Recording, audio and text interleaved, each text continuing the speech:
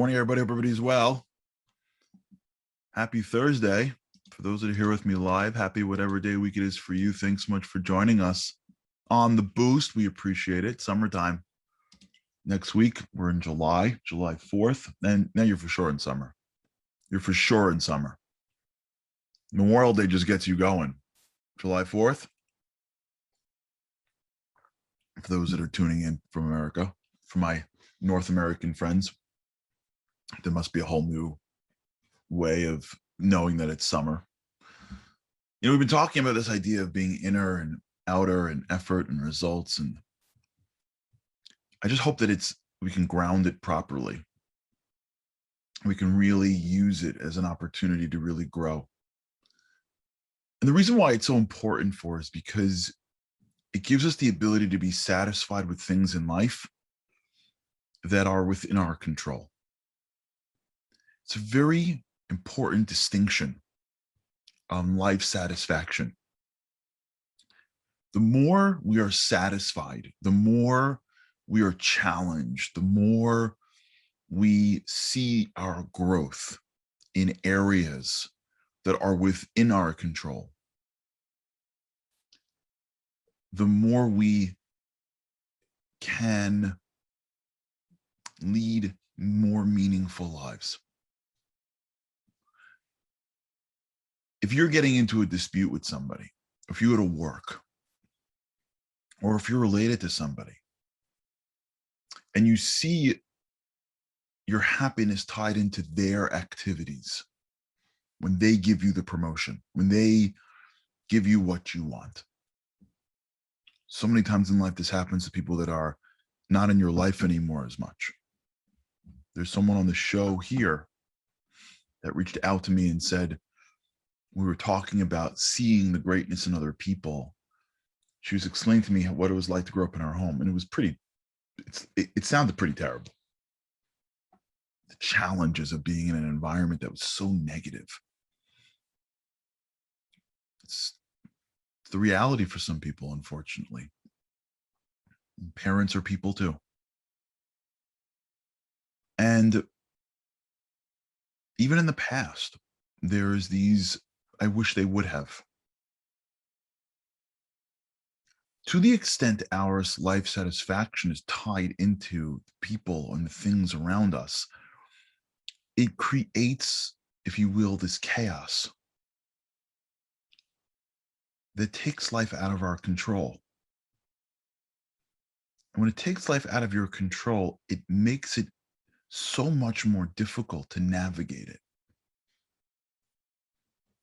Now we're lost in this material world, so we think that's the way to do it. And if it's not, it's a cop-out.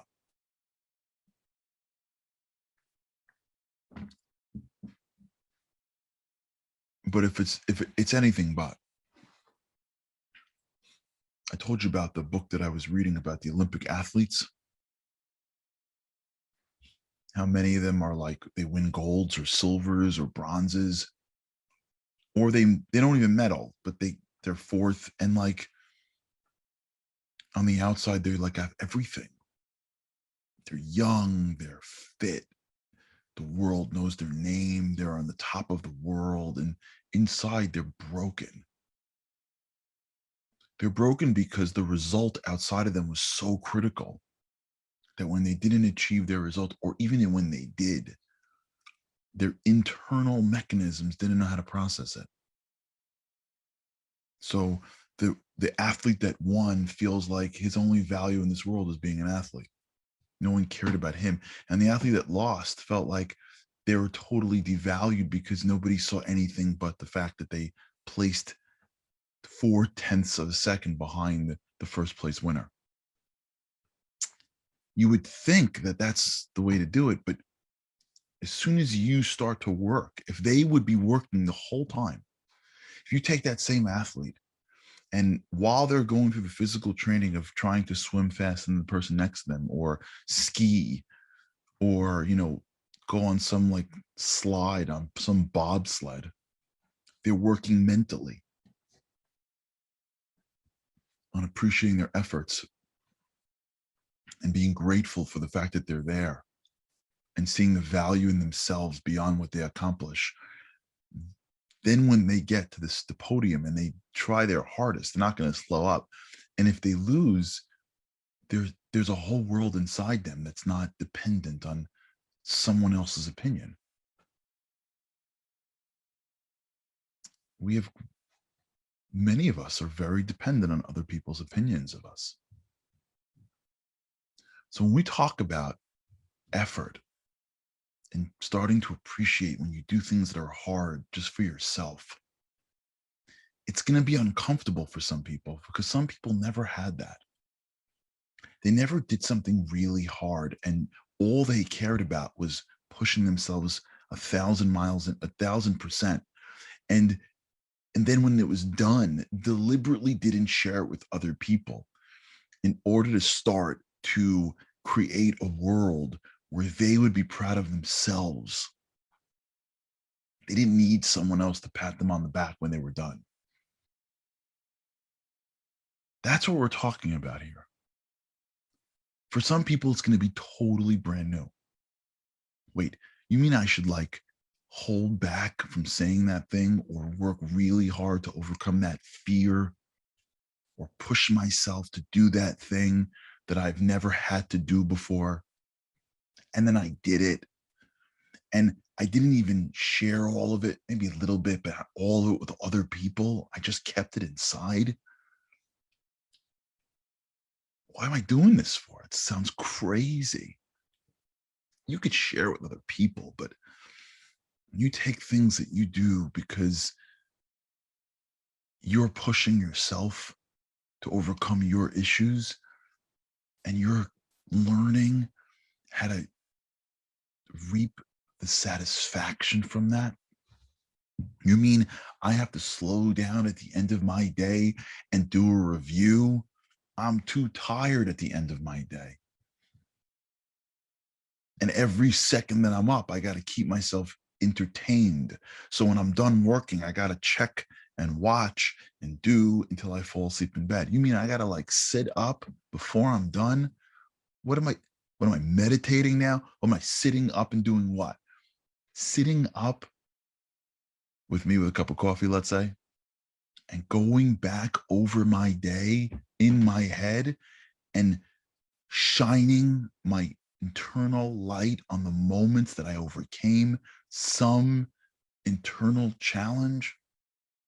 I didn't eat that thing that I shouldn't have eaten, and it was on the table. It was on the conference room table, and I could have put my hand on it, and I didn't. Do you mean at the end of my day, I should remember that and be satisfied with myself? Who has time for that?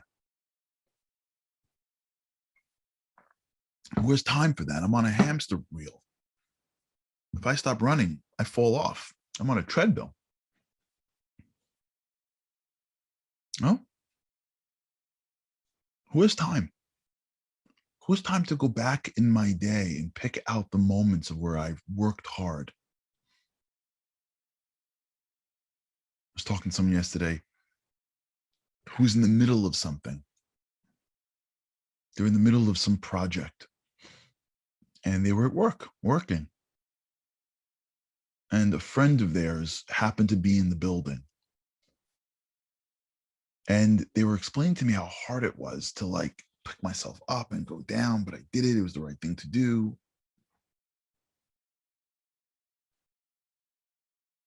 If I were that person right now, I would say to them, you know what you need to do at the end of that day? You're in the middle of something, but your friend came by and you knew it would throw you off and ruin, but you did it and you made the person feel good. At the end of the day, you go back and say, you know what? It doesn't sound like much, but it was hard for me to get up. I was in the middle of something and I'm not a person that can really focus. No one's going to pat you on the back for that. You didn't like save someone's life. You just did something nice for your friend that didn't even realize it. What are you going to go back and tell your spouse or tell your friend the whole story so they can tell you, good job, pat you on the back? How about sit at the end of the day and think about that moment for a minute and go, you know, that was hard for me. But I did that. I got that. I'm proud of myself for that. You don't got to tell anybody. It's between you and God. It's between you and God. You know what that does? It starts to rewire your brain. You know, there's a guy out there named David Goggins. I'm sure you've heard of David Goggins. David Goggins, like the toughest guy in the world. He's like a regular dude. And then he joins like the Navy SEALs and then like goes through training and then does it again and becomes like basically like indestructible. Like David Goggins, like does crazy things. Like he'll like run like 30 hours straight or something. Like insane stuff. So I read a piece about how he does it. Like, how does he get the strength to like overcome, you know, some mile 22 of a 30-hour, run? So he speaks about the cookie jar. And every time he does something that is great, courageous, brave, resilient, he almost pictures it in a cookie jar. And in that jar are these small moments of his life where he did great things, where he pushed himself in that week in Navy SEALs, where he pushed past his ability here, where he pushed past his ability here. And he envisions a cookie jar filled with moments of greatness throughout his life. That race, that marathon, that pull-up competition, that I think like I saw once the Navy SEALs have this like plank competition. Plank, you know what a plank is? Like when you sit in your hands and elbows. So most people do a plank for like 45 seconds. I think in the Navy SEALs they make you do it for like an hour. Like crazy. So he did like, that stuff. When he won that, it goes in the cookie jar.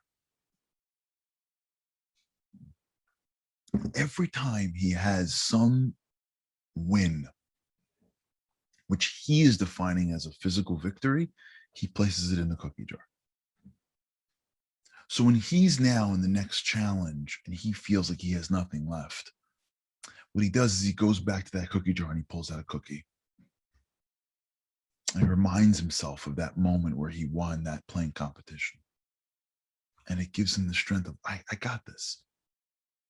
And it reminds himself of that moment where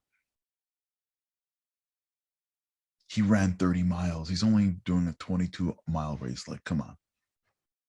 And he reminds himself of the moment of at the end of Hell Week, which was like the worst week in the Navy SEALs. And he just pulls cookies out of that cookie jar and he starts to fill himself up, if you will, with the sugar of of greatness.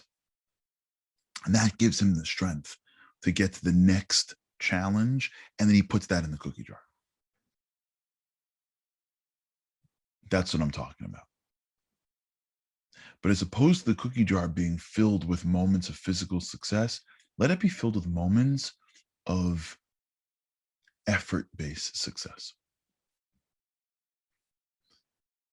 Build your own cookie jar of times in which you did something great, but not the world recognized you great. You recognized you great. Stuff that aligns with your values and your morals and your ethics and your desires for life. Stuff that is the stuff that you've been dealing with your whole life.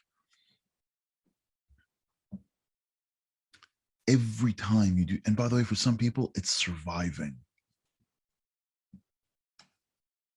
It's overcoming an addiction. It's overcoming a mental health challenge. It's overcoming fear that you've had for some reason that you don't know where you got it from, but you got it. It's overcoming an I can't mentality for something that doesn't seem to make sense to everybody else. You can't really talk about it. It's overcoming a spiritual hurdle that you wanted to get through your whole life, but you never really had the courage to do it. Every time you beat that obstacle in front of you, every single time you see that wall and you go through that wall, stop make it a little cookie and put it into the jar.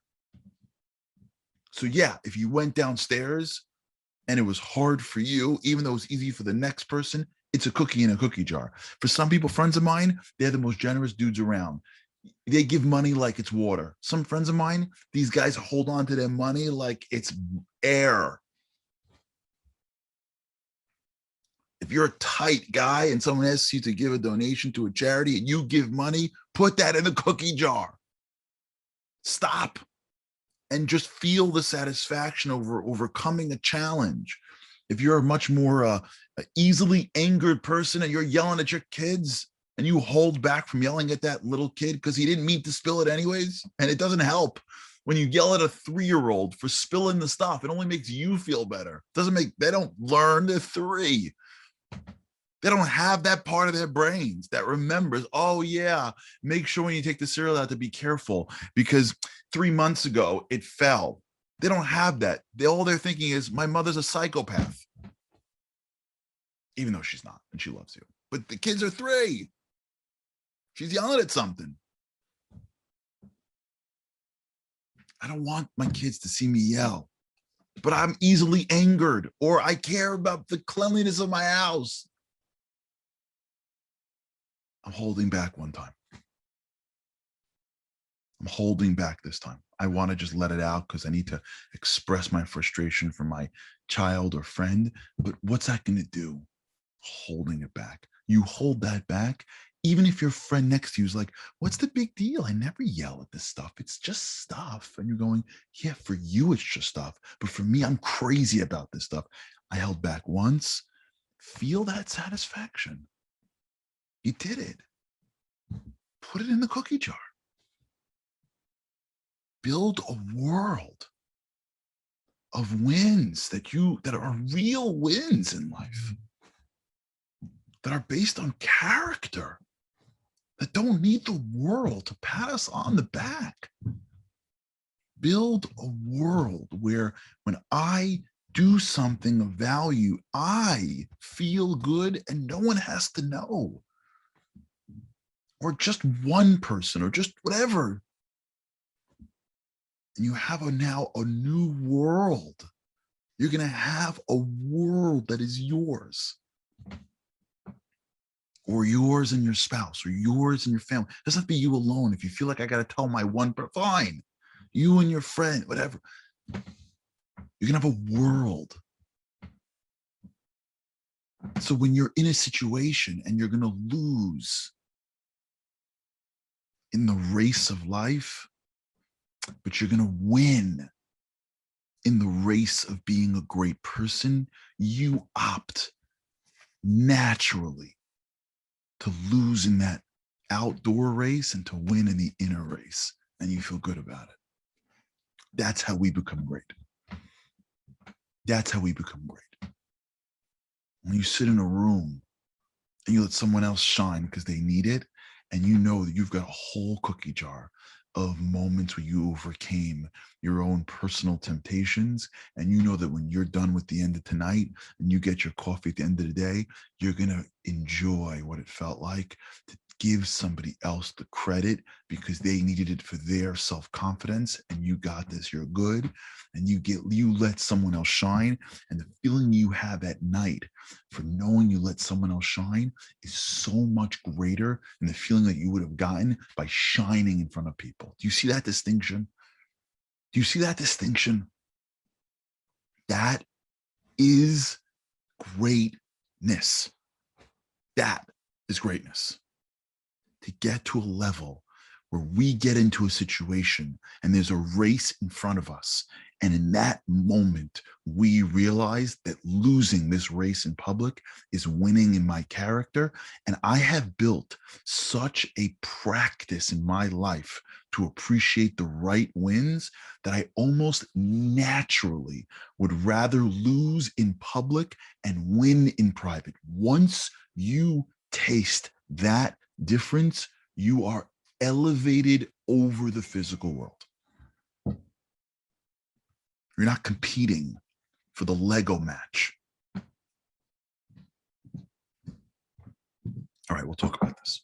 Oh man, This is big. Listen, I'm not this guy. I just learned from these guys. I learned from these people. I follow these people. This is how they live. I'm telling you. All right. We got a very interesting boost on tonight. For those who are interested, I'm interviewing a guy named Tuvia Singer on missionaries. Fascinating. Okay, everybody, have an amazing day.